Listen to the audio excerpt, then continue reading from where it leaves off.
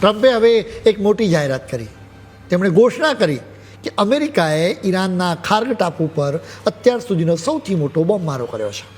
આ ખૂબ જ મોટી વાત છે, કેમ કે આ ખાર્ગ ટાપુને ઈરાનની આર્થિક જીવાદોરી કહેવામાં આવે છે. ઈરાનના 90% ક્રૂડ ઓઇલની આ ટાપુ પરથી નિકાસ થાય છે.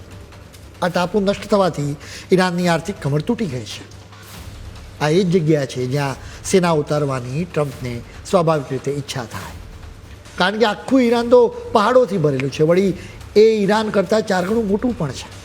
ત્યાં મેદાનમાં લડવા જવામાં આવે તો અમેરિકાના સૈનિકોની લાશોના ઢગલા થઈ જાય, જે ટ્રમ્પને પરવડે એમ નથી. આ ખાર્ગ ટાપુ તો દરિયાની વચ્ચે સાવ નાનકડો અમથો છે, આપણા લક્ષદ્વીપ કરતાં પણ નાનો છે. એટલે લશ્કરી દૃષ્ટિએ જોઈએ ને તો ત્યાં હુમલો કરવો અમેરિકા માટે સૌથી સહેલો પડે.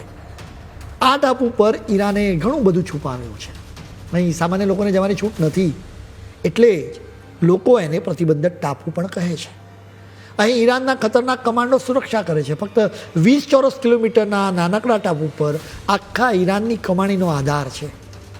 શુક્રવારે ત્યાં હુમલો થયો એટલે હવે આખી દુનિયાના જીવ અદ્ધર થઈ ગયા છે કે હવે આગળ શું થવાનું છે. ઈરાનના અર્થતંત્રનો આધાર જ આ ટાપુ છે.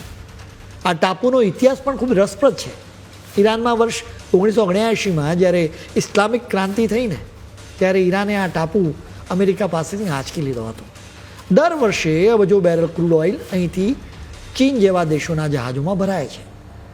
આ ક્રૂડ ઓઇલ વેચીને ઈરાન વર્ષે કરોડો અબજ રૂપિયા કમાય છે. 2024માં ઈરાને ઓઇલના વેચાણથી $78 અબજ એટલે કે 7.2 લાખ કરોડ રૂપિયાની કમાણી કરી હતી. આ કમાણીમાંથી ઈરાનનું ઘર ચાલે છે અને એનાથી જ એ મિસાઇલો અને ડ્રોન બનાવે છે. એટલે જો અમેરિકા આ ટાપુ પર કબજો કરી લે ને તો ઈરાન આર્થિક અને લશ્કરી એમ બંને રીતે પાયમાલ થઈ જાય.